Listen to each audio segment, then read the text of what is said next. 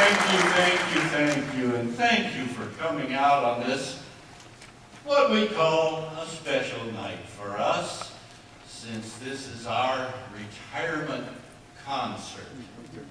The only problem is, before we decided to sing this retirement concert, I had 3 other times scheduled for us to sing. So, really, this is our last time of public singing like this. And I want to thank all of you for coming. That song we just sang was written by a Baptist preacher back in the 50s by the name of Mosey Lister. Have any of you ever heard that name before? If you know anything about Southern gospel music, you know the name Mosey Lister. He was also one of the original singers in the Statesman Quartet. And I say all that to say, if we didn't have Mosey Lister, we wouldn't have many songs to sing.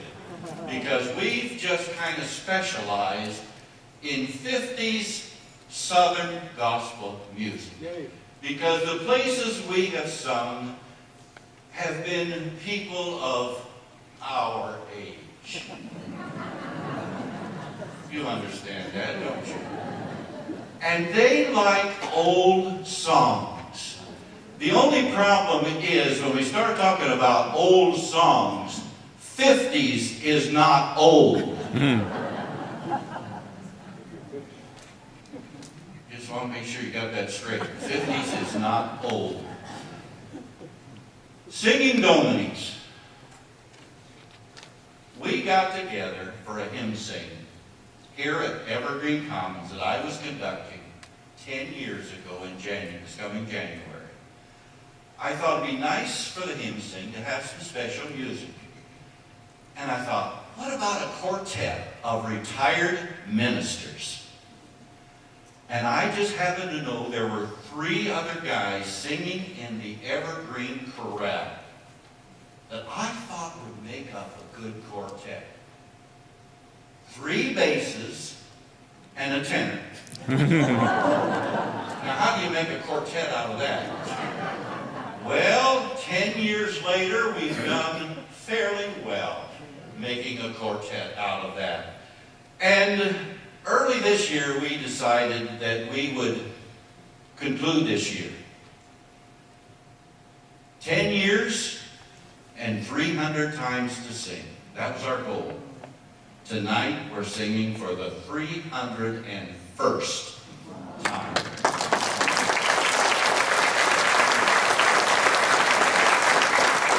How little did we know 10 years ago that this would be the outcome of the singing organization of the Singing Dominees. There are 2 or 3 things I just want to say thank you for. Number 1 is an organization called Senior Sing-Along. Senior Sing-Along was organized a number of years ago by a young lady who went to visit with her mother in a nursing home, senior care facility. A group came in to sing, and as they were singing, she looked at her mother. Her mother had been just sitting there half asleep. Soon as that group began to sing, her eyes lit up, and she began to kind of sing right along with the group that was singing. That lady went home to her family, her husband, her parents. She said, we're going to do something about music in our senior care facilities.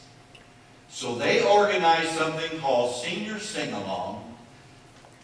We joined it early on, probably the 2nd year we got involved with Senior Sing-Along, which has provided, probably out of the 300 times we've sung, it's probably provided at least half. In fact, it has. We counted them up. Half of our singing has been done in senior care facilities. And you know, the reward of singing in those facilities has been tremendous. Not financially.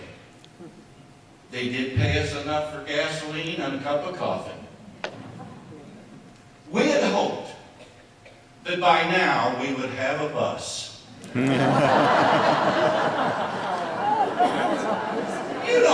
quartets travel around in these huge buses. I gotta tell you this little story. We were in Florida visiting, staying at our senior center in Florida called Wesleyan Village. They asked me to pray for a service that they were having, and the man in charge got up and mentioned that they had just had a well-known singing group there. You would know them well. You've heard them. I'm not going to say who they were. But they had paid them like $10,000 to $12,000 to sing. I got up to pray. I couldn't resist. I turned around to the guy and I said, you know, I sing in a quartet up in Holland, Michigan for $65 a time. Oh, yes. A couple other things we're thankful for. In 10 years, we have never had to cancel one engagement. Not one engagement. Now, when you consider 3 of them are over 80, I'm pushing it very hard. Our pianist is over 80. Barely. I'm sorry, Marge. Just 80. Just 80. But when we think about it, and in 10 years' time, and never having to have to cancel a single program, we give God all the glory and all the praise. Yeah.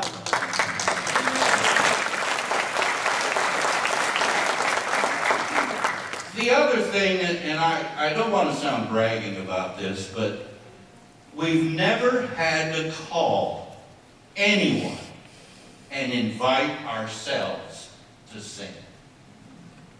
Every time we've sung has been by their invitation.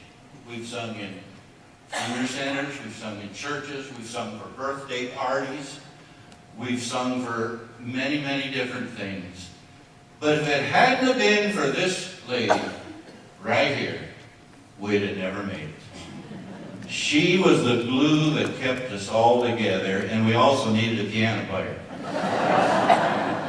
And she's been married to the guy on the other end for, how many?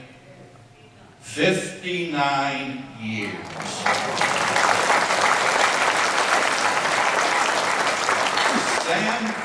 Leroy, let's just introduce ourselves like we usually do. Dominee Leroy Cookman, my Juffrau, you know what a Juffrau is, right?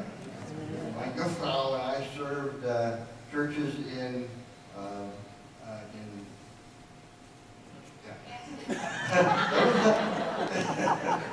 Illinois and Florida, and then I served on the church herald staff for 4 years and on the denominational communications staff for 21 years. And I should also introduce Marge and say that she's been a cohort with me and as a professional teacher. Was taught many different kinds of grades all the way through high school, and a very nice person. I'm Dominee Sam Hoffman, and with my wife, we served as Reformed Church missionaries to Mayan Indian tribes in southern Mexico for 40 years. And tonight, our 3 kids, all born in Mexico, are here with us, and with my wife, her 4 sisters.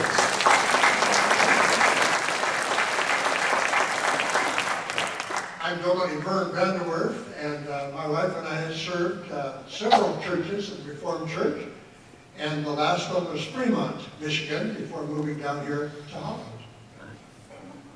And I'm Dominee Phil. It used to be Mitchell before I moved to Holland, but now it's Phil Van Mitchell. They finally made a Dutchman out of me. And I'm a retired Wesleyan pastor, and how in the world I ever got 3 Reformed preachers in this quartet, I'll never know.